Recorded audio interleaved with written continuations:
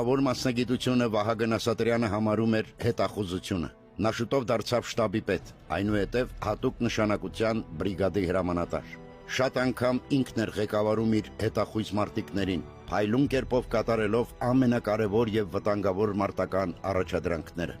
Բազմաթիվ մեդալներով եւ շնորհակալագրերով են գնահատվել նրա սխրանքները։ Ռակորդն արդեն հասցրել էր մի քանի բարձունք զավթել Քարվաճարի շրջանում։ Գնդապետ Վահագն Ասատրյանը կարողացավ դադարեցնել սկսված խուճապը եւ իր հատուկ ջոկատային մարտիկների հետ ազատագրեց այդ բարձունքները, հակառակորդին ծանր կորուստներ հասցնելով, եւ այդ ուղղությամբ թշնամին այլևս չկարողացավ առաջ գալ։ Ադրբեջանցիները մեծ ուժերով փորձեցին ներխուժել արցախյան զորքերի թիկունք, բայց այնտեղ, որտեղ հայտնվում էին հայ հատուկ ջոկատայինները, հակառակորդը նահանջում էր, կենթանի ուժի եւ տեխնիկայի ծանր կորուստներ կրելով։ Եվ առաջին շարքերում կռվում էր գնդապետ Վահագն Ասատրյանը, մարտի առաջնորդելով իր զինվորներին։ Տեղամասերից մեկում հայ հատուկ ջոկատայինները ընկան շրջապատման մեջ։ Հակառակորդը մարդկանց եւ տեխնիկայի մեծ առավելություն ուներ, իսկ Վահագն Ասատրյանի մարտիկները միայն հրաձգային զենք ունեին։